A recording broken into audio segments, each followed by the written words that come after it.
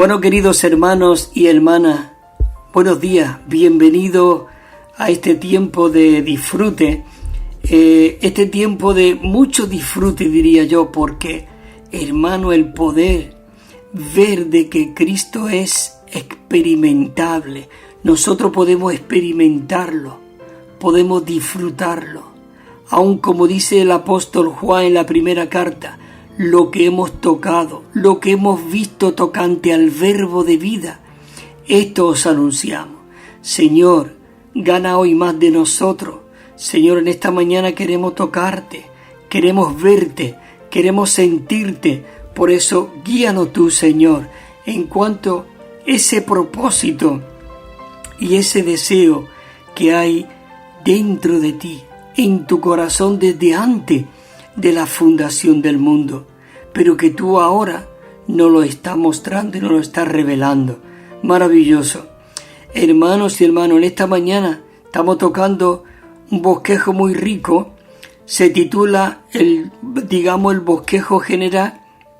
Es el propósito eterno de Dios revelado en la Biblia. Y este mensaje es el propósito de Dios. Es maravilloso de que en esta mañana nosotros podamos estar aquí en esta revelación, en este rico disfrute. Vamos a seguir donde nos quedamos la semana pasada y nos quedamos en el punto B. Terminamos el punto A y el punto B dice que la encarnación de Dios está muy estrechamente relacionada con el propósito por el cual Dios creó al hombre. ¿Qué te parece? Dios creó al hombre conforme a su imagen y a su semejanza. Esto es realmente lo que Dios deseaba, de que el hombre le recibiera a él como vida y lo expresara en sus atributos divinos. ¿No es maravilloso esto? De que el deseo de Dios es que Él quería ser el contenido de la humanidad.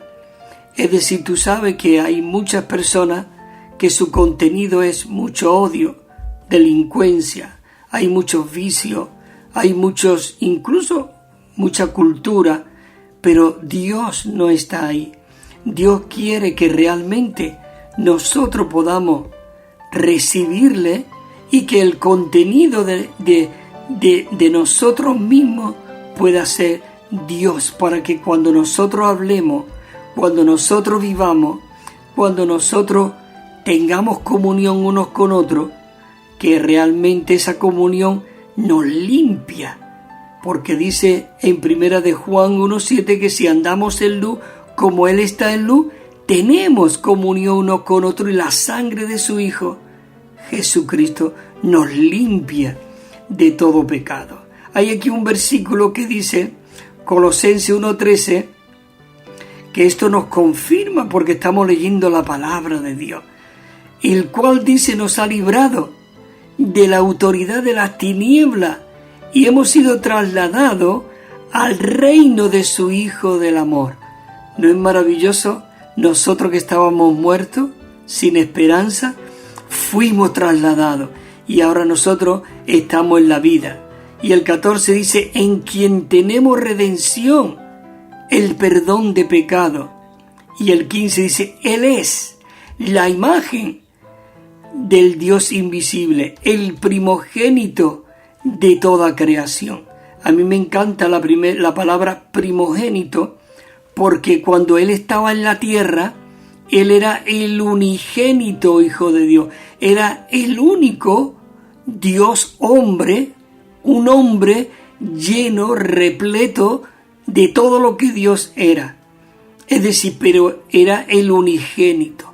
Pero ahora, cuando Él murió y resucitó y se sopló dentro de nosotros, dice que llegó a ser el primogénito entre muchos hermanos, porque la intención y el deseo de su encarnación era venir, recobrar al hombre para lo que nosotros fuimos creados y fuimos diseñados para expresarle y contenerlo a Él mismo. Igual como cuando tú ves una botella de Coca-Cola o de otro líquido y tú inmediatamente, aun viendo el contenido, realmente puedes saber incluso la imagen de la botella, la semejanza de la botella, nada más que porque cada botella, cada líquido tiene un formato distinto. Hermanos y hermanas, nosotros estamos hechos al formato de Dios mismo. Así que maravilloso. Por eso el 3:10 de Colosenses dice: y vestido del nuevo, el cual conforme a la imagen que lo creó, dice, se va renovando. Y si no estamos siendo renovados hasta el conocimiento pleno. Señor, queremos vivir esta realidad. Maravilloso, hermanos y hermanas. Por eso yo le he titulado a estos mensajitos palabras de ánimo. Estas son palabras de aliento que nos ayuda a despejarnos de toda nuestra mente, como dice en Romanos 12:2, no os conforméis a este siglo, sino renovaos en el espíritu de vuestra mente. Maravilloso. Hay aquí un punto que la letra C que dice que el Señor Jesús nació de la esencia humana con las virtudes humanas, con un propósito, a fin de que estas virtudes humanas sea elevada a un nivel de tal manera que se conformara con los atributos de Dios para que Él mismo fuese expresado a través de este Dios hombre con los atributos divinos, humanos, pero que lo divinizó. Así que cuando Él hablaba y vivía, todo era divino, era Dios. Eso es lo que Dios quiere hacer de cada uno de nosotros, que nuestros atributos humanos puedan llegar a estar revestidos de Dios mismo. Dice en 3:14 de hecho, dice: mas vosotros negasteis al santo y justo, dice, y pedisteis que se os diese un homicida. Y viene aquí, dice que Cristo fue aquel concebido de la esencia divina con los atributos divinos para que llegase a ser el contenido y la realidad de sus virtudes humanas. Y como tal, Él está llenando las virtudes humanas. Maravilloso. Dice que aconteció poco después que iba a la ciudad que se llama Naín. Y dice que iba con sus discípulos y en la gran multitud. Dice, y cuando llegó cerca de la ciudad, he aquí que llevaban a enterrar a un difunto, hijo único de su madre, que era, dice, viuda, y había con ella una considerable multitud de la ciudad. Pero dice que cuando el Señor la vio, se compadeció de ella y le dijo: no llore. Hermano, ese atributo humano llegó a ser elevado. Él tuvo compasión. Qué maravilloso de que hoy nosotros, con este Cristo que mora dentro de nosotros, nosotros podemos compadecernos. Podemos compadecernos de Él mismo. Señor Jesús, es maravilloso de verdad que podamos ver este asunto de compadecernos de los hermanos, de las hermanas, de la humanidad. Él tuvo compasión, por eso tenemos que orar: Señor, eleva mis atributos humanos para que puedan ser mezclados con tus atributos divinos. Pero esto solamente puede ocurrir cuando realmente nosotros permanecemos en el Señor. Y Él dijo que Él era la vid verdadera. Anoche tuve una reunión y estuvimos disfrutando y compartiendo del árbol de la vida. Y cómo pudimos ver de que ese árbol de la vida era Dios mismo. Él era el árbol de la vida. Y ahí hay unos puntos que me gustaría leer antes de terminar, de ver realmente este árbol de la vida, ¿no? Y como hemos visto antes, dice que nosotros fuimos trasladados, ¿no? Pues esto comenzaba diciendo que primero nosotros, claro, tenemos que recibirle. Para que nosotros podamos permanecer en Él, nosotros tenemos que aprender cómo beber y alimentarnos de Él mismo, de Cristo mismo como el árbol de la vida, y alimentarnos. Dice que nosotros podemos permanecer, pero todos necesitamos conocer y experimentar la realidad, escucha, la realidad del árbol de la vida.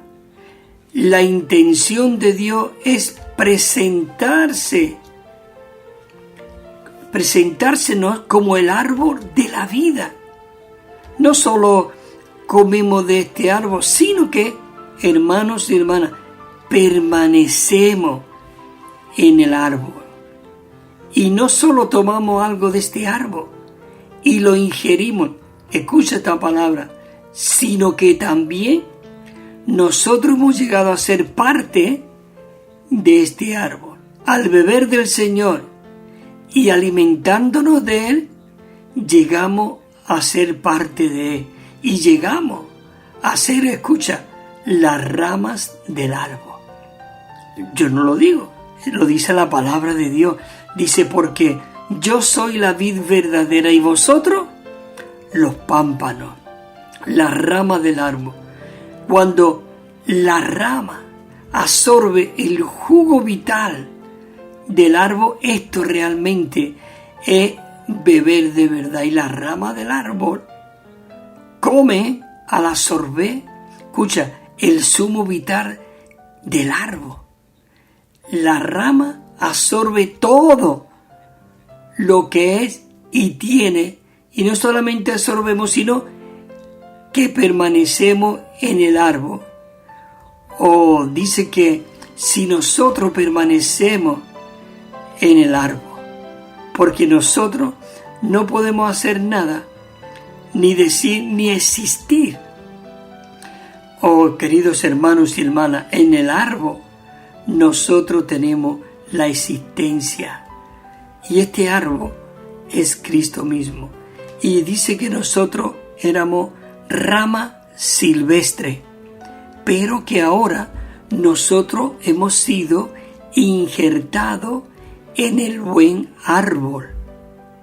¿Qué te parece? Éramos una rama seca, pero una vez que el Señor se injertó, nos injertó en Él mismo por medio de esa grieta que se abre en el árbol, podemos tipificarlo incluso por el costado que fue abierto, que salió agua y sangre, sangre para limpiarnos y agua para infundirnos dentro de Él mismo. Esa vida en nosotros vino y se mezcló con nuestro espíritu y nosotros fuimos injertados. Por eso hay el versículo de Primera de Corintios, capítulo 6, versículo 17, que dice: pero el que se une al Señor, dice, es un solo espíritu con Él.